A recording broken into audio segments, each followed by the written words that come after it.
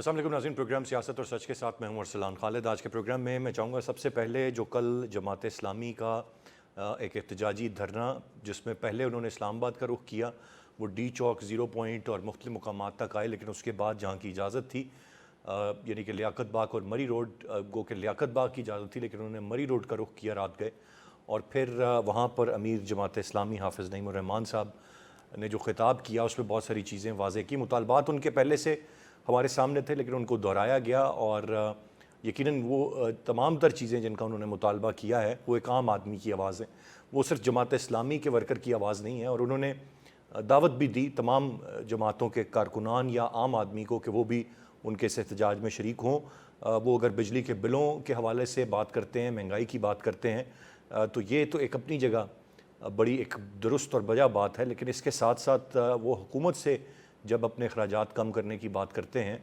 तो ये मेरे ख़्याल से एक ऐसी चीज़ है जो 24 करोड़ 25 करोड़ आवाम को के दिलों को लगती है जाकर बात कि आप गरीब आदमी से टैक्स ले रहे हैं, उस पर आप बोझ डाल रहे हैं, लेकिन हुकूमती जो शहाना अखराजात हैं वो उसी के उसी तरह चलते जा रहे हैं। उन पर आप कब कमी लाएंगे अगर वाकई हालात इतने ख़राब हैं, क्योंकि उसमें कोई कमी नहीं है। आपकी गाड़ियों के लिए करोड़ों अरबों रुपए मुख्तस किए जाते हैं, आपकी दीगर मरात और चीज़ें उसी तरह ही हैं और एक आम आदमी पर आप तमाम तर बोझ डाल रहे हैं और वो भी मिडिल क्लास तबके पर जो टैक्स पे करता है उस पर मज़ीद से मज़ीद टैक्स आप उससे वसूल कर रहे हैं। तो ये धरना आज दूसरे रोज़ में दाखिल हो गया है। उनसे रब्ता किया गया हुकूमत की जानिब से, लेकिन उन्होंने उनका ये कहना कि ये ख़त्म नहीं होगा, ये मुल्क भर में फैलेगा, अब बज़ाहिर यकीनन इतना आसान नहीं है हुकूमत के लिए। उन्हें कुछ न कुछ तो देकर इनको इस धरने का ख़ात्मा करना पड़ेगा। अब आने वाला वक्त बताएगा कि वो क्या दे पाते हैं और क्या नहीं, और इसमें कितनी शिद्दत आती है और कितने आम लोग भी जो महंगाई के गुर्बत के सताए हुए हैं वो इसमें शिरकत करते हैं। मैं चाहूँगा एक तो हम इस मामले पर बात करें और फिर इसके साथ साथ पाकिस्तान तहरीक इंसाफ का भी कल ही धरना था, एहतजाज था, जो कि अब पीर के रोज़ की इजाज़त उनको मिल गई है इस मामले के लिए, लेकिन उससे पहले ही अब यकीनन इसको प्रेशर कह लीजिए ऑन द गवर्नमेंट या वफाकी वज़रा पर या कोई और बात के दोबारा से एक मुज़ाकरात की पेशकश वफाकी वज़ीर मुसद्दिक़ मलिक साहब की जानिब से सामने आई है और कहा गया कि आएँ बैठें, मुज़ाकरात करें, बातचीत करें। और ये भी कहा गया कि जब भी हम बातचीत का कहते हैं तो धरने का रास्ता इख्तियार किया जाता है। अब एक तरफ जब एक जमात मौजूद है और बाकी जमातें भी अगर अपना स्ट्रेंथ मसल शो करती हैं और वो भी धरने की तरफ जाती हैं तो मुश्किलात इस हुकूमत के लिए ख़ासी बढ़ जाएंगी। लेकिन ये एक दावत है जो कि हुकूमत की तरफ से दी गई, माजी में भी दी जाती रही है, लेकिन कोई खातिर का जवाब नहीं आया। वो कहते हैं बात करने का फ़ायदा ही नहीं, आपसे बात उनसे करेंगे जिनके पास कोई इख्तियारात हैं, आपके पास इख्तियारात नहीं हैं।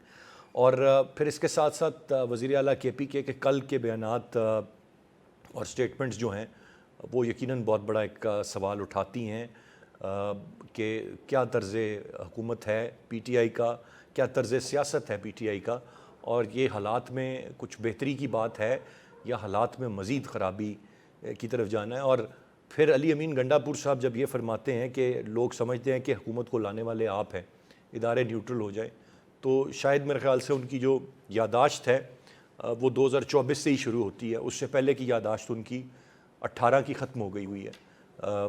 बज़ाहिर ऐसा लगता है बयान सुन के, लेकिन इस वक्त अब PTI एक मौक़िफ़ अपना रही है और बार बार कह रही है कि इदारे न्यूट्रल हो जाएँ, आर्मी न्यूट्रल हो जाए। आर्मी चीफ़ को इस तरह की बातें बार बार कही जा रही हैं, तो हालात में बेहतरी कहाँ तक देख सकते हैं, कहाँ तक नहीं, मैं चाहूँगा इस पर तफसील से आज के प्रोग्राम में हम बात करें।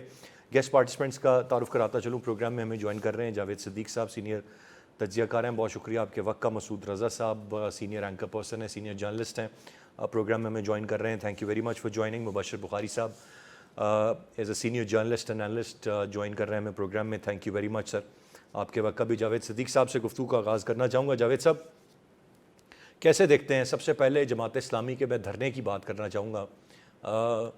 एक ऐसा धरना जिसको बार बार ये कहा भी जा रहा है कि इसमें कुछ हमें नहीं चाहिए, हम आम आदमी के लिए निकले हैं, और फिर जमात इस्लामी को एक नई क़यादत जो हाफ़िज़ नईमुर रहमान साहब की शक्ल में मिली है, और फिर एक नारा भी ऐसा उन्होंने चूज़ किया है, मुतालबात भी ऐसे उठाए हैं जो हम 25 करोड़ आवाम की आवाज़ हैं।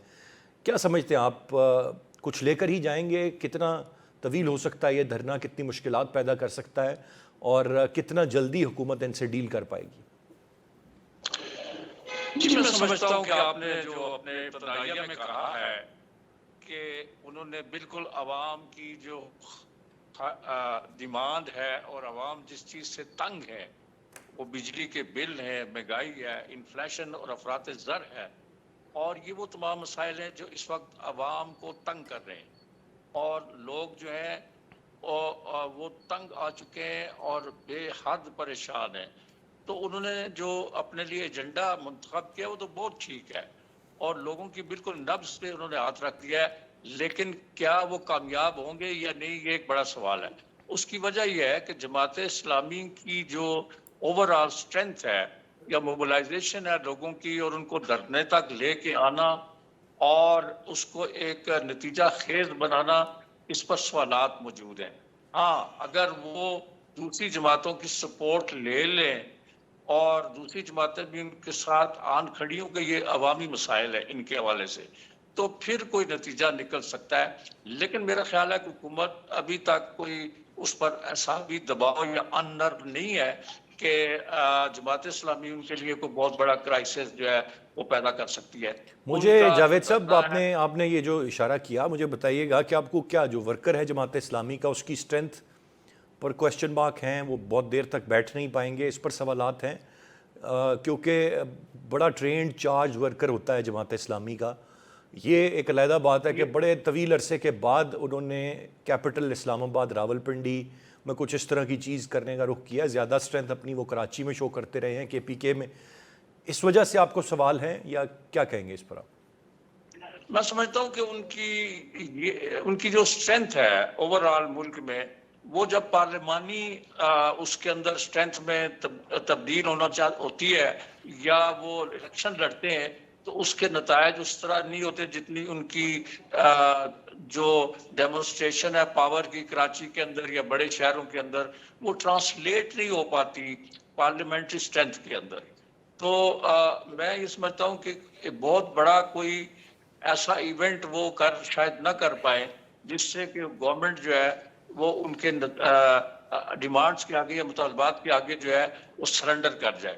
ایک دھرنا جو قاضی حسین احمد صاحب نے دیا تھا 90s میں جب پیپلز پارٹی کو اقتدار سے الگ کرنا تھا بے نظیر بھٹو کو، تو اس وقت اسٹیبلشمنٹ کی ان کو حمایت حاصل تھی اور قاضی صاحب اس دھرنے کی قیادت کر رہے تھے، اور اس کا نتیجہ یہ نکلا کہ اس دھرنے کے نتیجے میں بے نظیر حکومت کو بہت زیادہ خفت کا سامنا کرنا پڑا اور اسی کے نتیجے میں بے نظیر کی حکومت بھی ختم ہو گئی تھی.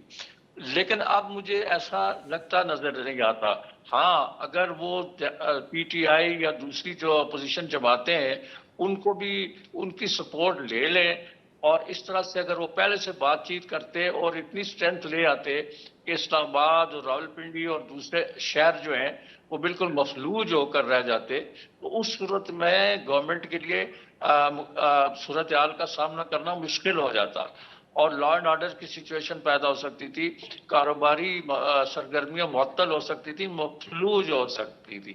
اور جاوید صدیق صاحب آپ کا پوائنٹ آ گیا، آپ نے درست فرمایا، رائٹلی پوائنٹڈ. بٹ ایک سوال میرا بہرحال اپنی جگہ رہے گا. میں مبشر بھائی سے جاننا چاہوں گا. مبشر صاحب کس طرح سے دیکھتے ہیں بہت ساری جماعتیں ملک میں ہیں، چھوٹی جماعتوں کی میں بات کروں گا، جن کی جو اسٹرینتھ ہمیں الیکشنز میں یا قومی اسمبلی میں یا صوبائی اسمبلیوں میں اس طرح سے ریپرزنٹیشن نظر نہیں آتی، لیکن جب احتجاج یا دھرنے کی سیاست کرنی ہو تو اس میں وہ زیادہ اسٹرانگ ہیں compared to the political parties جو کہ ووٹ کی شکل میں نظر آتی ہیں، پارلیمان میں نظر آتی ہیں، لیکن وہ اتنی ایجیٹیشن کی طرف کی سیاست نہیں کر سکتے.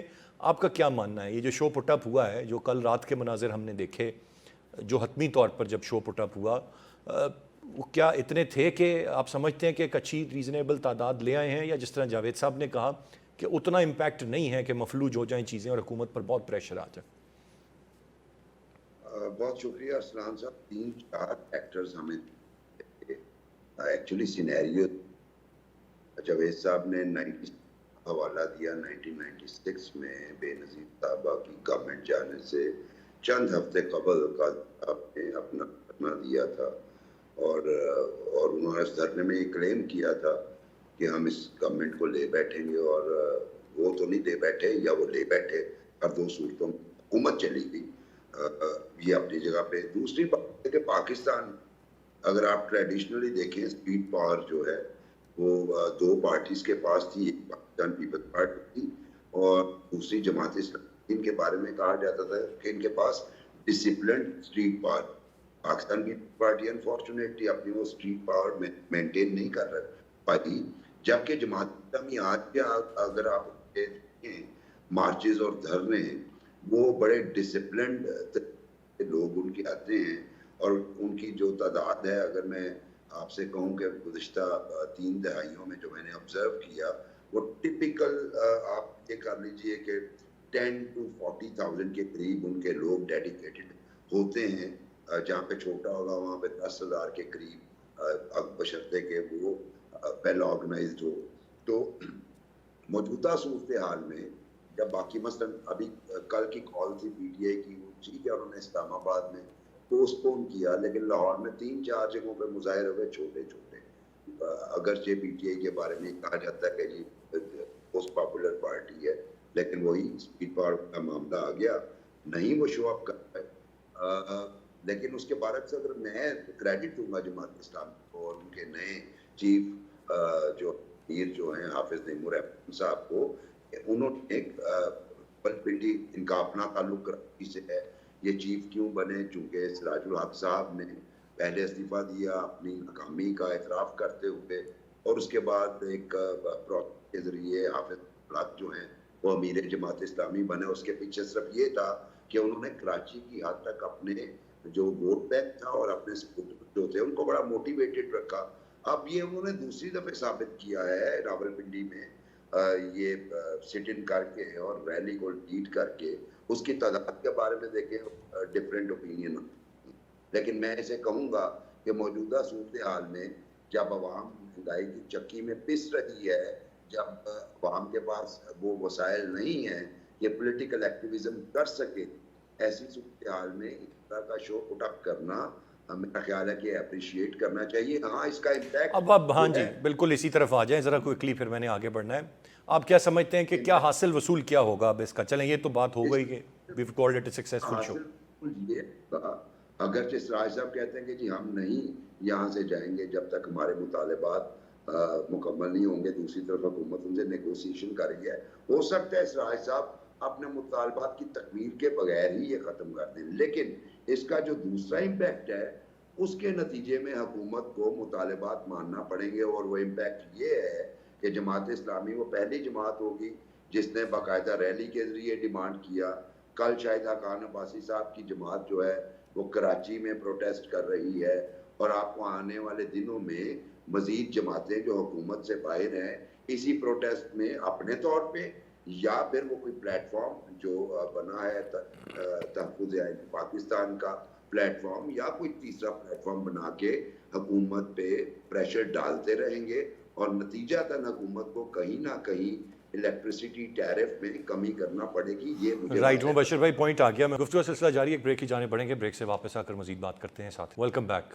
مسعود صاحب کس طرح سے دیکھ رہے ہیں آپ؟ تو آپ ابھی اس کو ایک کامیاب شو قرار دیں گے، اور کم از کم اگر یہ دیکھا جائے اگر پی ٹی آئی کا احتجاج ہے یا تحفظ آئین پاکستان کی لیکن اس کے مقاصد ابھی تک واضح نہیں ہیں. تمام جماعتیں جب بھی مطالبات لاتی ہیں تو اپنی اپنی مرضی کے مطالبات ہوتے ہیں. وہ بانی پی ٹی آئی کی رہائی کے لیے دس از، اب یہ جو نعرے سلوگنز اس میں اور مطالبات رکھے گئے ہیں، یہ تو ایک عام آدمی کی آواز ہے، اور تمام لوگ خوش ہیں اس سے، جو ایک عام تاثر ہے. آپ کیسے دیکھتے ہیں اس پورے کے پورے احتجاج کو، اور اس کا کنکلوژن کہ یہ کیا حاصل کر پائیں گے حکومت سے، یا شاید کچھ زیادہ نہ حاصل کر پائیں؟ بہت شکریہ آپ کا، آپ نے مجھے موقع دیا. باقی جاوید صاحب، مبشر صاحب کو بھی سلام، آپ کو بھی سلام. دیکھیں، تحریک انصاف کو تو جگہ نہیں ملی کسی بھی قسم کے احتجاج کی، اور دیگر جماعتیں بھی کوئی احتجاج نہیں کر رہی ہیں، لیکن جماعت اسلامی کو باقاعدہ جگہ بھی مل گئی، وہ بھرپور احتجاج کر رہے ہیں، وہ جا کے بیٹھ بھی گئے. اب وہ جو مطالبہ کر رہے ہیں وہ ہے آئی پی پیز کے خلاف، کہ آئی پی پیز کے جو معاہدے ہیں ان کو ریوزٹ کیا جائے اور بجلی کی قیمتوں میں کمی کی جائے. انوار الحق کاکڑ بھی یہی بات کر رہے ہیں، گوہر اعجاز اس پر پوری ایک کیمپین چلا رہے ہیں، اور مفتاح اسماعیل اور شاہد خاقان عباسی کی جماعت بھی اسی معاملے پر ایک احتجاج کرنے جا رہے ہیں. اسٹیبلشمنٹ ملک کی وہ بھی یہ چاہتی ہے کہ بجلی کی قیمتیں کم ہوں، حکومت بھی چاہتی ہے بجلی کی قیمتیں کم ہوں، عوام بھی چاہتی ہیں. لیکن جو معاہدے ہمارے آئی پی پیز کے ساتھ ہیں وہ بڑے سخت شرائط پر ہیں، اس میں سورن گارنٹیز موجود ہیں.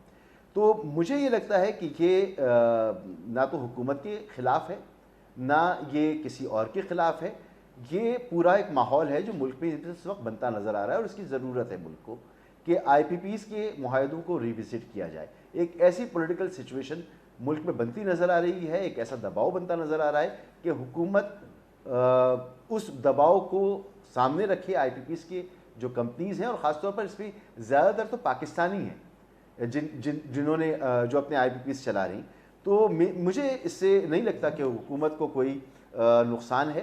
حکومت کا کوئی اس میں ہوا. آج صبح حکومت نے باقاعدہ ناشتہ بھیجا ہے ان مظاہرین کے لیے. تو یہ ایک پوری قوم کا اس وقت مجموعی مطالبہ ہے کہ آئی پی پیز کے معاہدے ماضی میں غلط ہوئے ہیں، ان کو ریوزٹ کیا جائے. اور یہیں تک میرے خیال میں یہ محدود رہے گا، کیونکہ آج بھی جو حافظ صاحب نے گفتگو کی ہے اس میں انہوں نے پی ٹی آئی کو ہدف تنقید بنایا ہے، اس پہ تنقید کی ہے. تو پی ٹی آئی ان سے جڑنے نہیں جا رہی، یہ پی ٹی آئی سے جڑنے نہیں جا رہے، کوئی اور پولیٹیکل پارٹی اس میں نہیں آ رہی. جو بھی پولیٹیکل پارٹی اس وقت احتجاج کرے گی، حکومت کو دباؤ میں لانے کی بات کرے گی، وہ آئی پی پیز کے حوالے سے ہی کرتی نظر آ رہی ہے. اس کے علاوہ ہمیں اور کچھ ہوتا ہوا نظر نہیں آ رہا. تو یہ سوال نہیں ہے کہ یہ بڑا کوئی اسٹرانگ پاور شو ہے یا نہیں ہے. بات یہ ہے کہ ایک اچھی تعداد میں لوگ وہاں جا کے بیٹھ گئے ہیں. اس وقت مری اور اسلام آباد میں ڈسٹربنس ہے، وہاں پر کنٹینرز لگے ہوئے ہیں، ایک ماحول ہے جو میڈیا دکھا رہا ہے، ایک ہائپ کریٹ ہو رہی ہے.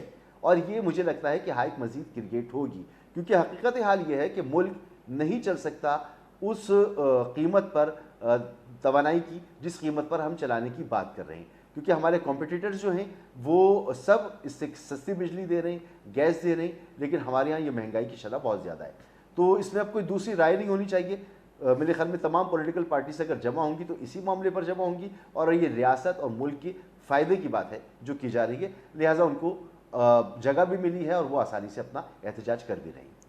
رائٹ مسعود صاحب، آپ نے بڑا ایک انٹرسٹنگ اینگل اس سارے معاملے کو دیا ہے، اور جو شاید ہم بڑی مطلب اب یہ معاملہ یہ ہے کہ یہ ایک ماحول ایسا بنے گا جو جواز بنے گا حکومت کے لیے کہ وہ نیگوشیٹ کرے آئی پی پی سے. اینڈ وی ریئلی ہوپ، کیونکہ آپ نے جس طرح درست فرمایا کہ چل نہیں سکتا ملک اور کسی کے لیے بھی یہ اب قابل برداشت نہیں ہے، بٹ لیٹس ہوپ کہ اگر اس کی کوئی پازیٹیو آؤٹ کم ہو تو بڑا ٹھیک رہے گا. میں آگے بڑھنا چاہوں گا، ذرا دوسرے معاملے پر آتے ہیں. جاوید صاحب، ایک مرتبہ پھر پاکستان تحریک انصاف کو ایک آفر کیا ہے آپ مذاکرات کریں. اب یہ کتنی صدق دل سے ہے، نہیں ہے، یا یہ آگے آنے والے احتجاج سے ڈر کے ہے؟ کوئی گنجائش تو اب نہیں ہے میرے خیال سے. اب تو اس طرح کی باتیں بھی بے معنی ہو گئیں کہ آئیں مذاکرات کریں. ان کا بھی کہہ دینا محض حجت تمام کرنا ہے، اور پی ٹی آئی بھی کیا کہتی ہے جواباً وہ بھی اب ہم سب کو پتہ ہے. تو اس کی کوئی ورتھ ہے اب اس مذاکرات کی دعوت کی؟ کچھ اہمیت دیکھتے ہیں آپ، یا بس ایسے ہی ہے جیسے ماضی کی دعوتیں تھیں؟ میرا خیال ہے یہ وہ ماضی کی طرح کی ہے، ایک دعوت ہے. پرائم منسٹر صاحب نے پہلی جو تقریر کی تھی قومی اسمبلی میں حلف اٹھانے کے بعد، انہوں نے اسی وقت کہا تھا کہ ہم مفاہمت چاہتے ہیں اور ہم چاہتے ہیں کہ سیاسی طور پر ملک جو ہے مستحکم ہو تاکہ ہماری معیشت کے مسائل حل ہو سکیں. یہ تو پہلے دن کی ان کی تقریر تھی when he was elected as the leader of the house. اس کے بعد انہوں نے ایک مرتبہ پھر پچھلے مہینے جا کے، جب وہ قومی اسمبلی میں تھے تو وہ اپوزیشن لیڈر کے پاس چلے گئے، اسد قیصر اور دوسرے لوگ تھے، اور ان کو جا کے ہاتھ بھی ملایا، ان سے مصافحے بھی کیے، اور کہا کہ ہم چاہتے ہیں کہ ہم بیٹھ کے مسائل کا حل تلاش کریں. لیکن یہ بات کہنے میں اور عمل، اس کو عمل کی شکل دینے میں بہت فرق ہے، اور دونوں میں بہت زیادہ گیپ ہے، بہت زیادہ فرق نظر آتا ہے کہ کیسے یہ ہو سکے گا، پریکٹیکل اس کی کیا شکل ہوگی. کیونکہ تحریک انصاف جو ہے وہ کہتی ہے کہ ہمارے اوپر جو مظالم ہو رہے ہیں اور ہمارے جو انسانی حقوق کی پامالی ہو رہی ہے، ہمارے ہزاروں ورکر، ان کا کلیم ہے کہ وہ جیلوں میں ہیں، اور یہ سارے معاملات ہیں، تو ان کو کس طرح سے ہینڈل کیا جائے گا؟ کیا حکومت اس سلسلے میں کوئی پیش رفت کر سکتی ہے؟ مثلا حال ہی میں جو D G I S P R ہے، انہوں نے 9 مئی کے حوالے سے جن تحفظات کا اظہار کیا ہے اور ڈیجیٹل دہشت گردی کی جو بات کی ہے، اس کا ہدف یا اس کی ڈائریکشن جو ہے وہ پی ٹی آئی کی طرف ہے. تو میں نہیں سمجھتا کہ موجودہ حالات میں اتنی کنجینیل یا اتنا مناسب ایٹماسفیئر یا ایسا ماحول موجود ہے کہ پی ٹی آئی کے ساتھ مذاکرات ہو سکتے ہوں. ہاں اگر کوئی پس پردہ کوئی باتیں ہو رہی ہوں اور نیگوسیشنز ہو رہے ہوں جو خفیہ ہوتے رہتے ہیں ہمارے ملک میں, کئی چیزیں جو آپ کو پتہ ہے لنڈن پلان ہوتا ہے, دوسری چیزیں ہوتی ہیں, تو یہ پس منظر میں ہوتے ہیں. تو اگر کوئی ہو رہا ہو, کوئی کھچڑی پک رہی ہو, تو اس کا مجھے علم نہیں ہے. بہت سی باتیں ویسے ہو رہی ہیں, کچھ تجزیہ کار جو ہیں لکھ رہے ہیں کہ جی یہ پیچھے کوئی نہ کوئی بات چل رہی ہے. تو اگر تو وہ چل رہی ہو تو ٹھیک ہے, جیسے وزیر دفاع جو خواجہ آصف صاحب نے کہا کہ ہم سن رہے ہیں جی اکتوبر میں الیکشنز ہوں گے, یہ ان کا بیان تھا. تو ایک یہ بھی چیزیں چل رہی ہیں کہ جی ایک نئے الیکشن کی طرف بات چل رہی ہے. تو نیا الیکشن جو ہے وہ موجودہ حکومت تو نہیں چاہتی, وہ پی ٹی آئی چاہتی ہے. تو ایک سلسلہ ہے, لیکن میں سمجھتا ہوں کہ جو نیگوسیشنز کے لیے یا بات چیت کے لیے جو آفر ہے اس میں فی الحال مجھے اس طرح کی سیریسنس نظر نہیں آتی.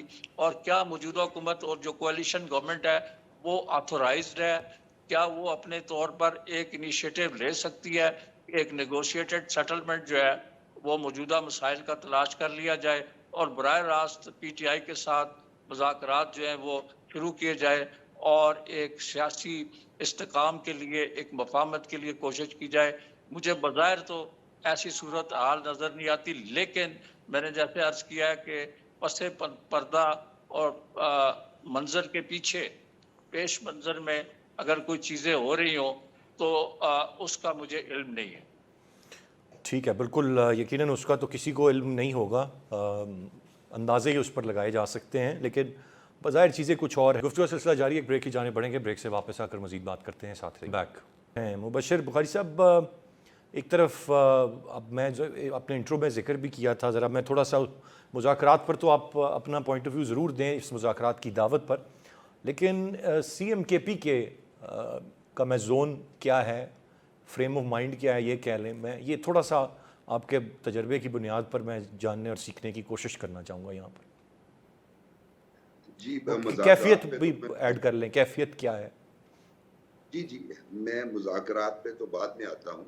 پہلے ذرا سی ایم کے پی نے جو بیان دیا, اور اس سے پہلے علیمہ خان صاحبہ نے ایک بیان دیا, اور اس سے پہلے جو ہے اسد کیسر صاحب نے بھی ایک بیان کہا کہ جی پیغام پہنچ گیا ہے, الیکشن کی تیاری کریں. علیمہ خان صاحب نے یہ کہا کہ جناب علی کارکنان الیکشن کی تیاری کریں, اور آرمی چیف تک پیغام پہنچ گیا ہے. اور پھر کے پی چیف منسٹر صاحب کھنڈا پور صاحب نے یہ فرمایا کہ اداروں کو نیوٹرل رہنا چاہیے, کیونکہ یہ موجودہ گورنمنٹ کی پرفارمنس جو ہے اس سے لوگوں کو یہ تاثر ملتا ہے کہ ان لوگوں کو آپ ہی لائے ہیں, تو ذمہ داری بھی آپ کی بنتی ہے. اس میں لفظ نیوٹرل بڑی امپورٹنس کا حامل ہے. اچھا دیکھیے, یہ جو تحریک انصاف کے لیڈرز ہوتے ہیں نا, ان کی ڈکشنری جو ہے وہ اپنی ہوتی ہے, اور اس ڈکشنری کا کمال یہ ہوتا ہے کہ اس میں کبھی بھی یہ کسی بھی لفظ کو اپنے مطلب کے معنی کا پہناوا پہنا سکتے ہیں. مثلاً آپ نے ہنٹ دیا تھا, میں ذرا کھل کے بات کر لیتا ہوں. 2022 میں ان کے لیڈر یعنی بانی پی ٹی آئی نے نیوٹرل کا ٹرانسلیشن یہ کیا تھا کہ نیوٹرل کوئی چیز نہیں ہوتی, نیوٹرل جانور ہوتا ہے. اور آج جو ہیں سی ایم کے پی یہ کہہ رہے ہیں کہ آپ نیوٹرل ہو جائیے, تو آج ان کی ڈکشنری میں جو ان کے نیوٹرل کا مطلب میں سمجھ رہا ہوں وہ یہ ہے کہ نیوٹرل کا مطلب ہے کہ آپ پی ٹی آئی کی طرف ہو جائیے. تو یہ ان بادشاہ لوگ ہیں, سوشل میڈیا پہ ان کی بہت زیادہ پاپولیرٹی ہے, ان ٹرمز آف ووٹ بھی بہت زیادہ پاپولیرٹی ہے. اگر آپ دیکھیں تو پارلیمنٹری جماعت کے طور پہ بھی ایک بڑی ترین جماعتوں میں سے ایک ہیں. تو اس لیے ان کی بھائی بادشاہ لوگ ہیں, وہ جیسے مرضی کر رہے ہیں. تو فریم آف مائنڈ یہی ہے کہ اس وقت سی ایم کے پی جو ہیں ان کے ریسنٹ جو بیانات آئے پہلے آپریشن کے حوالے سے کہ آپریشن جو ہے وہ ٹارگیٹڈ ہوگا اور کریں گے, پھر آپ کہتے ہیں جی آپریشن کسی صورت قابل قبول نہیں ہوگا, پولیس اور وہ کاروائی کریں گے, جسے وہ آپریشن نہیں مان رہے. اس کے بعد نیوٹرل کہنا اور یعنی نیوٹرل ہونے کا کہنا, ایک طرف تو وہ برج کا رول پلے کر رہے ہیں, کبھی پوسچر کو سافٹ کرتے ہیں, کبھی پوسچر کو سٹرن کرتے ہیں. تو بنیادی طور پہ مجھے یہ باڈی لینگویج ایک کنفیوزڈ لگتی ہے. اور یہ جو بیان آیا ہے کہ پیغام پہنچ گیا ہے, اس سے بھی مجھے اندازہ ہوتا ہے کہ انہوں نے پہلے جس طرح ملٹری لیڈرشپ کو نشانہ بنایا کہ شاید ہم انڈر پریشر کرنے میں کامیاب ہو جائیں اور اس کے بعد ہماری نیگوسیشن سٹارٹ ہو جائیں, اور کیا کچھ نہیں کیا انہوں نے اس کے چکر میں. یعنی جنرل باجوہ سے وہ شروع ہوئے, حافظ عاصم منیر صاحب تک آئے, اور اس کے علاوہ بہت سارے. جی رائٹ, وشر صاحب پوائنٹ آ گیا آپ کا. میں مسعود رضا صاحب کی جانب بڑھوں گا. مسعود صاحب کیسے دیکھ رہے ہیں آپ اس پوری سچویشن کو؟ کوئی پیغامات واقعی پہنچے ہیں یا صرف اس طرح کی باتیں کی جا رہی ہیں؟ اور اس موقع پر خاص طور پر ایک وفاقی وزیر کا مذاکرات کی بات کرنا, اس کے پیچھے کیا آپ دیکھتے ہیں؟ جی اسپیکولیشنز پہ تو نہیں جانا چاہیے میرے خیال میں, لیکن جو اس وقت حالات نظر آ رہے ہیں میں زیادہ سنجیدگی سے لیتا ہوں کہ اس وقت خود عمران خان کے ساتھ کیا ہو رہا ہے, اور اس بات کو سنجیدگی سے لیتا ہوں کہ D G I S P R نے کیا کچھ کہا ہے اور وہاں سے کیا کچھ آ رہا ہے. جہاں تک حکومت کی بات ہے, بالکل حکومت کی جسچر سے تو لگ رہا ہے کہ وہ بڑے دباؤ میں, اور وہ ہیں دباؤ میں. سب سے بڑا مسئلہ تو ان کی لیجیمیٹیسی کا ہے جسے ہر روز چیلنج کیا جاتا ہے, اور ان کا عمران فوبیا ہے کہ 3-3 4-4 پریس کانفرنس ہوتی ہیں, عمران خان سے شروع ہوتی ہیں, عمران خان پہ ختم ہو جاتی ہیں. عمران خان کیا کہہ رہا ہے اور اسٹیبلشمنٹ کیا کہہ رہی ہے, یہ مدعے کی بات ہے کہ اس میں کوئی ریلیف تو ہمیں نظر نہیں آ رہا. عدالتوں سے ریلیف بالکل مل رہا ہو, لیکن اس کے باوجود عمران خان کی مشکلات کم نہیں ہو رہی ہیں. ابھی یہ بات کی جا رہی ہے کہ عمران خان کو فوجی عدالتوں کے حوالے کر دیا جائے گا, کیونکہ فوجی عدالتوں کا فیصلہ ابھی ہونا باقی ہے. اور D G I S P R کی جو پریس کانفرنس تھی اس میں بڑا اہم جملہ تھا کہ پہلے ہم کوشن دیتے ہیں, پھر ہوائی فائرنگ کرتے ہیں, پھر جو ہمیں کرنا ہوتا ہے ہم وہ کرتے ہیں. لیکن یہاں پر یہ بات ضرور ذہن میں رہنی چاہیے کہ 12 اکتوبر ایک ایسی بھی تھی جب کراچی میں خون خرابہ ہوا تھا, اور جنرل پرویز مشرف نے مکے لہرا کر ایک بہت بڑا جلسہ کیا تھا, اور قافلی اس وقت ان کے ساتھ تھی. جو سیاسی معاملات ہوتے ہیں اس میں ایک حد تک جو ہے وہ مداخلت ہو سکتی ہے, لیکن اس کے بعد اگر مداخلت ہو تو وہ بہت بری کیفیت ہوتی ہے. خدا نہ کرے کہ پاکستان میں ایسی کیفیت بنے. میں یہ سمجھتا ہوں کہ اس وقت سنجیدگی کا مظاہرہ کرنا چاہیے. مذاکرات کی دعوت منہ زبانی کلامی دینے سے بات نہیں بنے گی. آپ کو سی بی ایمز کرنے ہوں گے. آپ ایک طرف گرفتاریاں کر رہے ہوں, ایک طرف قیدیوں کو نہیں چھوڑ رہے ہوں, سیاسی قیدی آپ کے پاس ہوں. دیکھیں 9 مئی جس نے کیا اس کو سزا قرار واقعی دے دیجئے. آپ 1 سال سے زیادہ کا عرصہ ہو گیا, آپ سزائیں نہیں دے پا رہے. اچھا یہاں پر حکومت کی اگر ہم بات کریں تو حکومت اگر یہاں پر ناکام ہے تو حکومت کامیاب کہاں پر ہے؟ حکومت آئی تھی مہنگائی ختم کرنے, جب پی ڈی ایم 1 بنی تھی اس وقت سے اب تک مہنگائی میں مسلسل اضافہ ہوا ہے. اعداد و شمار ہمیں جو نظر آ رہے ہیں اور جو بتائے جا رہے ہیں اس کا امپیکٹ عوام میں محسوس نہیں ہو رہا. بجلی کے بلوں کا معاملہ ہے, دیگر معاملات, تو کہیں ڈیلیور کرتی بھی تو حکومت نظر آئے نا. حکومت ایک طرف ڈیلیور کرتی نظر نہیں آ رہی, دوسری طرف جو عمران خان کی اپنی پوزیشن ہے اپنی جگہ برقرار ہے. تو اب یہ سیاسی ٹرموائل جو ہے اس کو اگر آپ نے ختم کرنا ہے تو پھر نتیجہ میرے خیال میں کوئی اچھا نہیں ہے. ماضی میں بہت مرتبہ پاکستان اس تجربے سے گزر چکا ہے, خدا نہ کرے کہ ہم دوبارہ اس تجربے کی طرف جائیں. میرے خیال میں سنجیدگی کا مظاہرہ یہی ہو سکتا ہے کہ بیٹھ کر بات کی جائے اور مسائل کو حل کیا جائے. ری الیکشن کی طرف جانا ہے یا فارم 47 فارم 45 کے مسئلے کو حل کرنا ہے, افہام و تفہیم سے بات ہو جائے تو زیادہ بہتر ہے. اور یہ بات چیت کس کے درمیان ہونی چاہیے؟ سیاسی قوتوں کے درمیان ہی, جس کی کوئی گنجائش نظر نہیں آتی؟ دیکھیں سیاسی قوتوں کا معاملہ تو میں آپ کو بتا رہا ہوں نا کہ کیا کوئی پرفارمنس آپ کو نظر آ رہی ہے. پھر دوسری بات یہ کہ جس حکومت کے اپنے وزراء یہ کہہ رہے ہوں کہ ہاں الیکشن 8 فروری کے وہ مناسب نہیں تھے, اس میں مسائل موجود تھے. امریکہ میں قرارداد پاس ہو رہی ہو, یونائٹڈ نیشنز میں بات ہو رہی ہو, اس کے سربراہ بات کر رہا ہو, یورپی یونین میں بات ہو رہی ہو, آپ کے دوست ممالک کہہ رہے ہو, چائنا کہہ رہا ہو کہ اپنے یہاں پولیٹیکل معاملات کو ٹھیک کریں, تو بات چیت اس حکومت سے کیسے, یعنی ان کا اپنا مستقبل کیا ہے؟ یہ خود کیسے آئے ہیں؟ یہ ویسے ہی آئے ہیں جیسے عمران خان کو لایا گیا تھا. بالکل آپ کا پوائنٹ آ گیا. معاملات بہت پیچیدہ ہیں, بہت الجھے ہوئے ہیں, اور امید صرف اسی کی کر سکتے ہیں کہ افہام و تفہیم سے یہ مسائل حل ہوں. گنجائش ان کی کم نظر آتی ہے لیکن دعا یہی. آج کے پروگرام سے اتنے. احسان خالد کو اجازت دیجیے. اللہ نے